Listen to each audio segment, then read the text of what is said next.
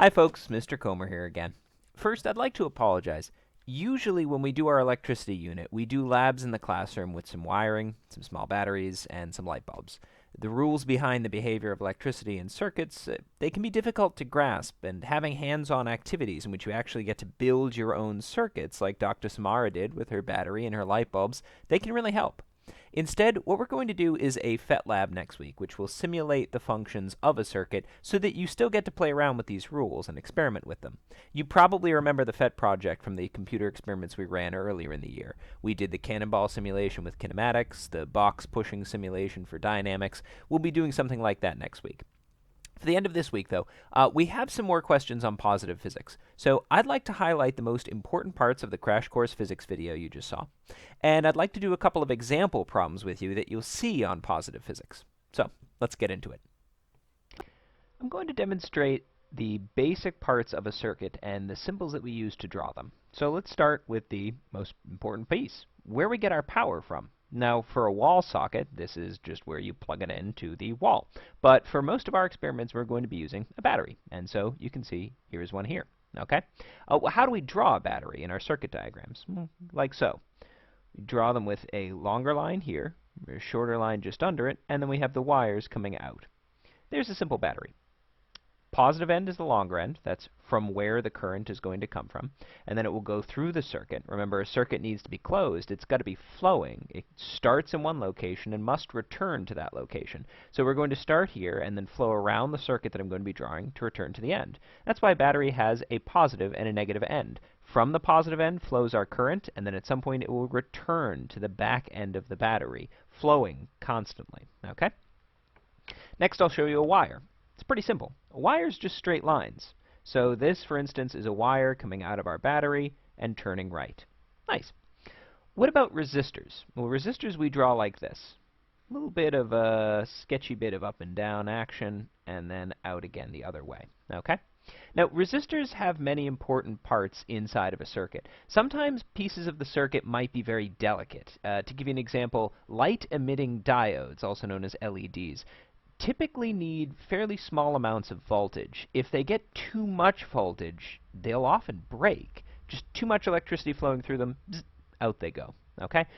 If you're having a series of LEDs that need to be lit up, but the rest of your circuit has a lot of voltage flowing through it, it might make a lot of sense to put in resistors to lower the amount of voltage that's actually going to get to the LED.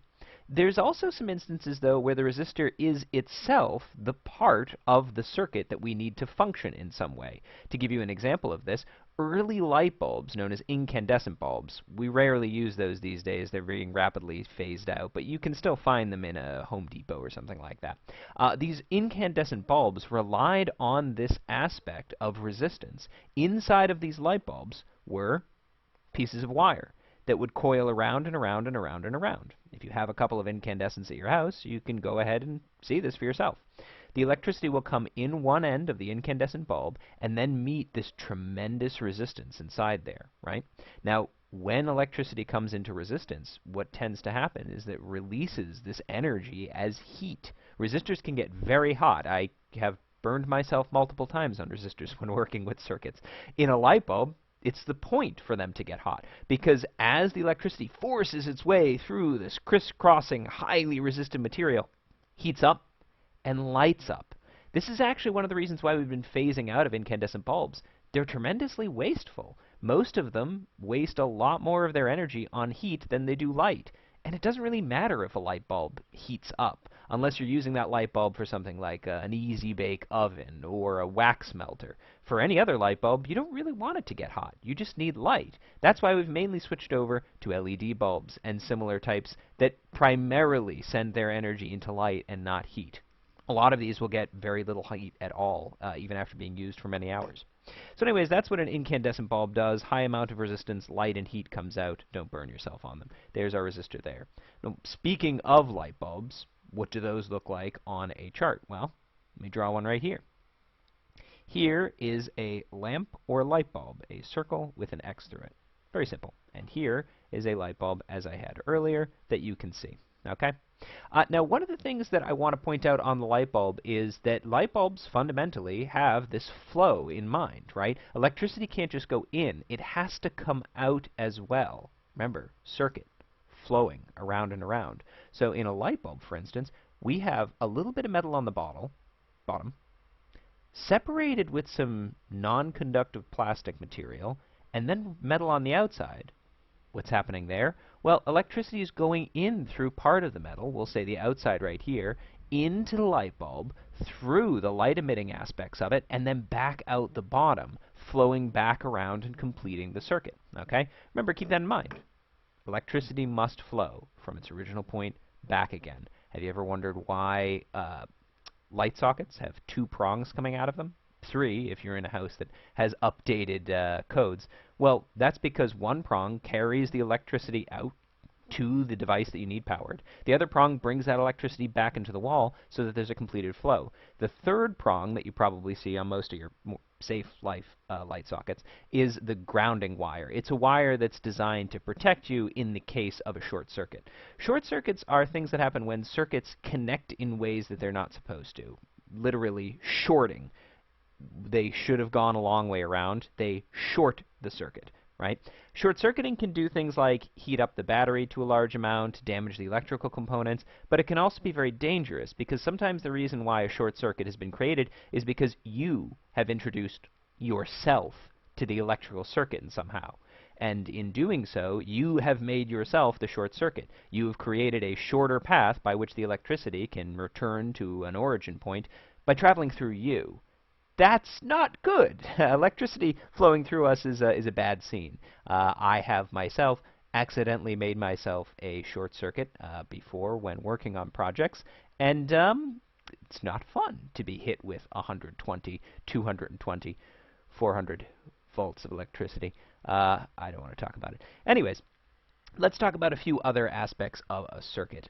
One primary aspect of a circuit is a switch. I'm going to draw one that's closed and one that's open.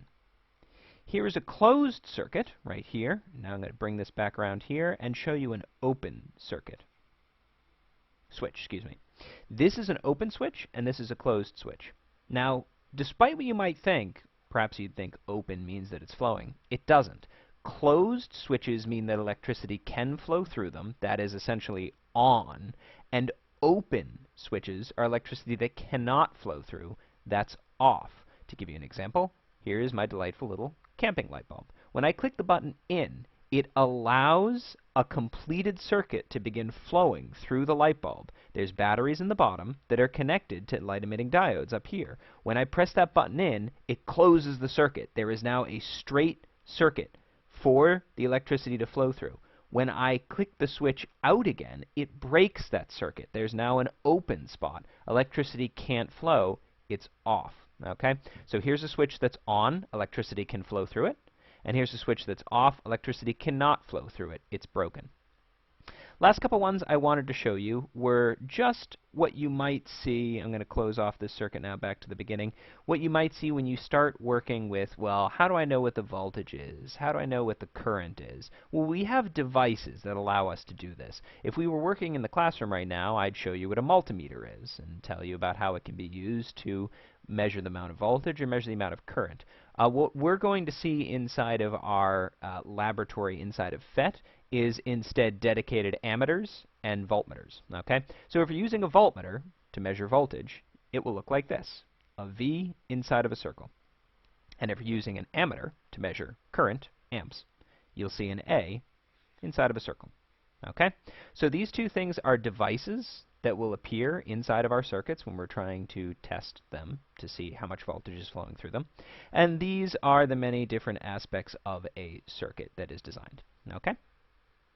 Now, I want to talk a bit about series and parallel. Dr. Samara brought this up inside of her video, but I just wanted to make it a little bit more clear. Now, you can see Ohm's law up the top here. We're not going to be playing around with the mathematics involved this week. We'll get into that next week. But I just wanted to throw that up here so that you do remember Ohm's law is that voltage is equal to current multiplied by resistance. That will allow us to do calculations that prove what I'm about to say about series and parallel. just in case the actual video of Dr. Smara connecting these things and you seeing them getting dimmer and brighter, depending on how she connected them, wasn't quite proof enough. So when we have a connected series circuit, like so, series means that the things that are lighting up along the circuit, the bulbs in this case, are connected directly in line with one another. There's no junctions, there's no splits. The wire goes from its origin point back to its origin point with the bulbs here, okay? These are connected in series.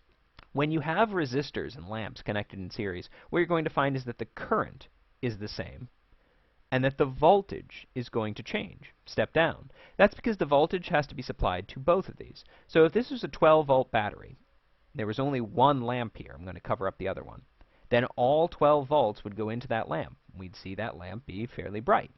But with two lamps here, if this is providing 12 volts, then this lamp only gets 6, and this lamp only gets 6. It'll be dimmer, okay? Now that adds up to a total of 12 volts and the same current flowing throughout. But in a parallel circuit where we have a junction or a split, we see something happen that's the primary reason why the electricity in your house works so well. In a parallel circuit, the voltage will be the same, but the current will change. What I mean by that is, if this right here is a 12-volt battery, then at this junction, 12 volts will fly through both ends. So even though there are two light bulbs here and two light bulbs here, in a series circuit, these two light bulbs will be dim, and in a parallel circuit, these two light bulbs will still be fully powered. They'll be bright. All 12 volts will go through them. But what will happen is that the current will have to split between these two lines. So in a parallel circuit, voltage is the same, current changes. What that means is that there's going to be more current flowing through this parallel line, double, in fact, than the current that was flowing through this series line. So which one of these batteries would burn out sooner? Well, it'd be this one right here. In this one, there's twice the amount of current traveling through it, even though it's the same amount of voltage. That's going to cause that battery to burn out a lot faster. So keep that in mind for series and parallel circuits. What we're going to work on is a few example problems on positive physics that will take this and take some of our drawings on what pieces of a circuit mean into effect. Before I jump into those problems, I do just want to write at the top here the names of these so that you can see them yourself, draw them yourself if you want, take a screenshot, or just go back to this point in the video. Doesn't really matter to me when you're drawing your own diagrams or when you are analyzing diagrams.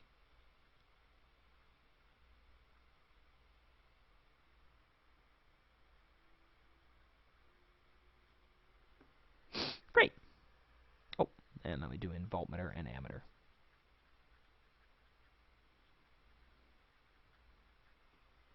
So, battery, resistors, a lamp, closed switch, which is on, open switch, which is off. This circuit in particular would be off. There's no closed connection. There's no way for the electricity to flow. That lamp wouldn't be on. That resistor wouldn't be heating up. All right, using what we've learned so far, let's take a look at two problems and answer them together. My tie is a little bit tight. Why are you wearing a tie at all, Mr. Comer? We're not in school. Because I have standards. That's why. Here's a problem. And again, we're not using math yet. We're not using Ohm's law. We're just going to answer this in terms of how many routes there are, 1, 2, 3, 4, 5, and how bright, dim, or completely off the light bulb is. So if a light bulb has to share light on its line, it'll be dimmer. And if it is broken entirely from the battery, then that light bulb would be off. So with that in mind, let's answer this question. Here we have a battery. We've got electricity flowing out from the battery, splitting at this junction, going across here, back in here. How many routes are there for the electricity to take? 2, right? One across the top here, back to its origin, and one breaking away here and back to its origin. So there are 2 routes for the electricity to take. How bright are these? Well, this is on its own on this route. So that means since we know that voltage is going to split at junctions, if this was 12 volts would go across the top here, and 12 volts would go across the bottom here, that this light bulb is going to get all 12 volts. Great. So that means that A is going to be bright. What about B and C?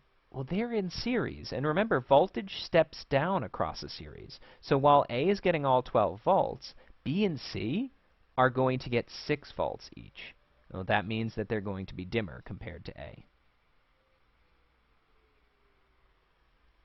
That's an example of one of the problems that you might get on positive physics. Let's try a bit of a harder one. This one involves switches.